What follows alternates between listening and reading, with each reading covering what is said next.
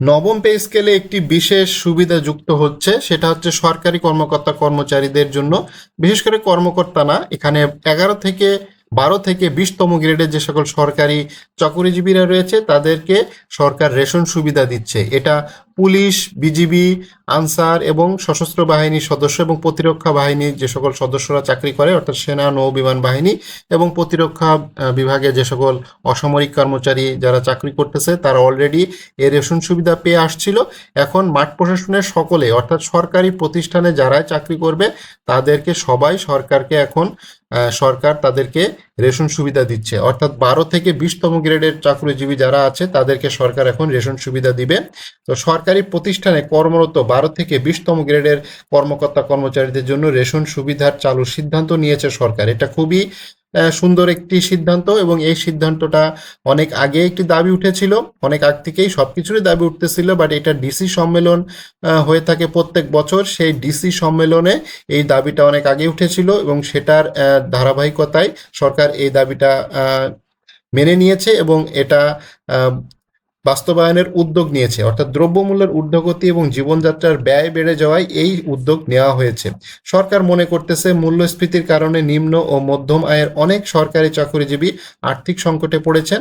অনেক দিন ধরে দেনা ও ঋণের চাপ মানসিকভাবে বিপর্যিত হচ্ছে, যা দাপ্তরিক দায়িত্বে পালনে তাদের প্রভাব পড়তেছে।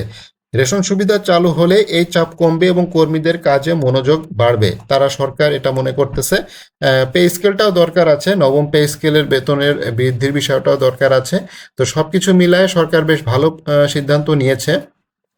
রেশন সুবিধা চালুর প্রস্তাবে অর্থ বিভাগ ও মন্ত্রী পরিষদ বিভাগ সম্মতি মিলেছে এবং এ বিষয়ে কার্যকর পদক্ষেপ নিতে গত জুন মাসে অর্থ বিভাগকে সচিবের নির্দেশনা দেওয়া হয়েছে এবং চিঠি পাঠানো হয়েছে মন্ত্রী পরিষদ বিভাগে। চিঠিতে 3 মাস পর মন্ত্রী পরিষদ বিভাগ ও বাস্তবায়নকারী মন্ত্রণালয়গুলো সচিবদের সঙ্গে বৈঠকের অগ্রগতি উপস্থাপন নির্দেশনা দেওয়া হয়েছে। পাশাপাশি প্রতি মাসে কাজের অগ্রগতি ও মন্ত্রী পরিষদ বিভাগকে জানাতে হবে, এই ধরনের চিঠিতে উল্লেখ আছে। তো দেশের ক্রমবর্ধমান মূল্যস্ফীতি ও জীবনযাত্রার ব্যয় প্রেক্ষাপটে 12 থেকে 20তম গ্রেডের সরকারি কর্মচারীদের জন্য রেশন সুবিধা চালুর প্রস্তাব দিয়েছে পিরোজপুর জেলা প্রশাসক। এটা গত 3 মে জেলা প্রশাসক ডিসি সম্মেলন এই প্রস্তাবটা উপস্থাপন করা হয়। এটা অনেক আগে উপস্থাপন করা হয়েছিল এবং এই দাবিটা অনেক দিন ধরেই চলতেছিল, যে এই ধরনের একটা দাবি ছিল যে রেশন সুবিধা দেওয়ার জন্য বিশেষ করে নিম্ন গ্রেডের যে সকল কর্মচারী আছে তাদেরকে রেশন সুবিধা দিতে হবে। তো এখন এটা সরকার আমলে নিয়েছে, সরকার এটা মন্ত্রী পরিষদ বিভাগ এবং অর্থ মন্ত্রণালয়কে নির্দেশ দিয়েছে এবং কাজের অগ্রগতি সম্পর্কে টাইম টু টাইম ব্রিফিং করার জন্য বা আপডেট সরকার জানাতে বলেছে। তো এই ধরনের ভালো একটি সিদ্ধান্ত রয়েছে। প্রস্তাবে বলা হয় যে মূল্যস্ফীতি ও বিভিন্ন ব্যয় বেড়ে যাওয়ায় সরকারি কর্মকর্তা কর্মচারীদের জীবনযাত্রার ব্যয়বহুল হয়ে পড়েছে। ধার দেনা ও ঋণের কারণে মানসিক চাপ বাড়তেছে এবং দায়িত্ব পালনে বিঘ্ন হচ্ছে। রেশন সুবিধা চালু হলে জীবনযাত্রা সহজ হবে এবং দায়িত্ব পালনে মনোযোগী হবে। তাই 12 থেকে 20তম গ্রেডে কর্মচারীদের রেশন সুবিধার বিষয়টি বিবেচনা করা যেতে পারে। তো এখানে যে জিনিসটা হয়েছে, অর্থ মন্ত্রণালয় থেকে একটি চিঠি এসেছে এবং এটা খুব ভালো একটি উদ্যোগ। এবং আপনারা জানেন যে 20তম গ্রেডের সরকারি চাকরি সর্বনিম্ন 14 শ্রেণী কর্মচারী সাধারণত এইচএসসি বা সমান পরীক্ষার যোগ্যতা নিয়ে এই পদে নিয়োগ দেওয়া হয়। এই পদগুলোর ভিতরে রয়েছে অফিস সহায়ক, নিরাপত্তা প্রহরী, পিয়ন, মালি ও ঝাড়ুদার এবং পরিচ্ছন্নতা কর্মী।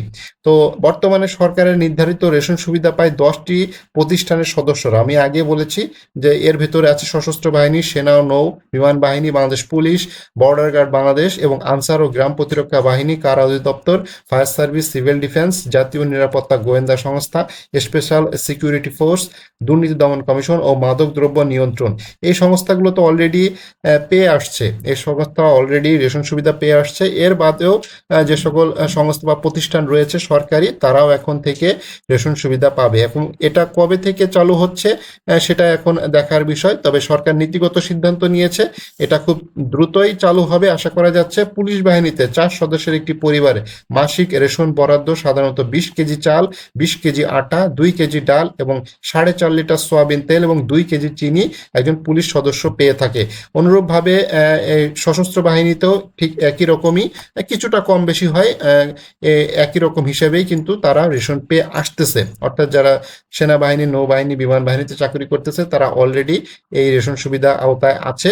তো নতুন করে মাঠ প্রশাসনের যে সকল কর্মকর্তা আসলে ওইভাবে পাচ্ছে না, কর্মচারী 12 থেকে 20 গ্রেড যেহেতু বলা হয়েছে, তো কর্মচারীরাই মূলত এখন রেশন সুবিধা পাবে। তবে সেনা নৌ বিমান বাহিনীতে আসলে সকলেই রেশনটা পায়। এখানে অফিসার, সৈনিক, জেসিও, অসামরিক কর্মচারী তারা সকলেই পায়। পুলিশের ক্ষেত্রেও তাই, সকলে রেশনটা পায়। বাট মাঠ প্রশাসনের ক্ষেত্রে সরকার শুধুমাত্র 12 থেকে 20তম গ্রেডের যে সকল কর্মচারী রয়েছে তাদেরকে দেওয়ার নীতিগত সিদ্ধান্ত নিয়েছে, এবং মন্ত্রিপরিষদ বিভাগ এবং অর্থ মন্ত্রণালয় তারা নিজেদের ভেতরে চিঠি আদান প্রদান করেছে, এবং এটা খুব দ্রুত চালু করার জন্য নির্দেশনা এসেছে, এবং এটা খুব দ্রুত হয়তো চালু হয়ে যাবে। তো এটা বেশ একটি ভালো একটি উদ্যোগ। নবম পে স্কেলের বিষয়টি তো রয়েছে, সেই সেখানেও বেশ কিছু আলাপ আলোচনা রয়েছে, সচিব কমিটির বৈঠক রয়েছে, তো সেটা নিয়েও মূলত আলাপ আলোচনা হবে। তো যাই হোক, এটা একটি ভালো একটি খবর। রেশন সুবিধা পাচ্ছে সরকারি কর্মকর্তা কর্মচারীরা। পে স্কেলের আগে এরকম একটা সুখবর পাওয়া গিয়েছে, তো একটি ভালো একটি সংবাদ পেতে যাচ্ছে সরকারি কর্মচারীরা।